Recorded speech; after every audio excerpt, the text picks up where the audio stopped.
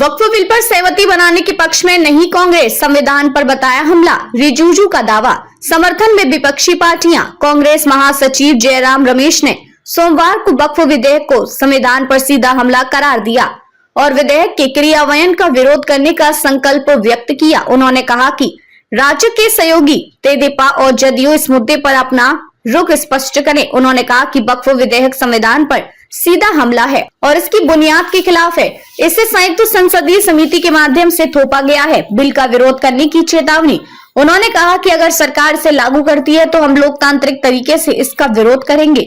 जयराम ने कहा कि हर विपक्षी पार्टी इसका विरोध कर रही है। समाजवादी पार्टी, तृणमूल कांग्रेस, आप हर पार्टी इस विधेयक का विरोध कर रही है। उन्होंने कहा कि लेकिन सवाल यह है कि जदयू और तेदेपा जैसी पार्टियां क्या करती हैं, जो पार्टियां खुद को पंथ निरपेक्ष कहती हैं, जो कहती है कि उनका पंथ निरपेक्षता में विश्वास है, उनका इस पर क्या रुख है। रिजिजू ने किया अलग दावा।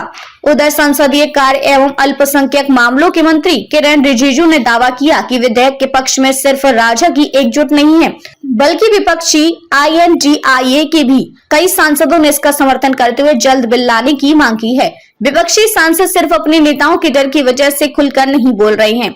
अल्पसंख्यक मामलों के मंत्री ने सोमवार को पत्रकारों से बातचीत में आरोप लगाया कि वक्फ संशोधन बिल को लेकर कुछ राजनीतिक दल और संगठन जनता को गुमराह करने का प्रयास कर रहे हैं। दावा किया कि संशोधन विधेयक में गरीब, पिछड़े, मुसलमानों और महिलाओं के भले के लिए प्राविधान किए गए हैं। कुछ लोग दुष्प्रचार कर रहे हैं और मुसलमानों की मस्जिदें, कब्रिस्तान और जमीन जायदाद छीन ली जाएगी, जबकि यह कानून आजादी से पहले था और बाद में भी है। इसमें लगातार बदलाव भी किए गए और अब संवैधानिक कैसे हो गया। कैथोलिक बिशप कॉन्फ्रेंस ने किया बिल का समर्थन। Catholic bishop conference of India ने भी पत्र लिखकर विधेयक का समर्थन किया है। पत्र में उल्लेख है कि मौजूदा केंद्रीय वक्फ अधिनियम में कुछ प्राविधान संविधान और देश के धर्मनिरपेक्ष लोकतांत्रिक मूल्यों के विरोध है।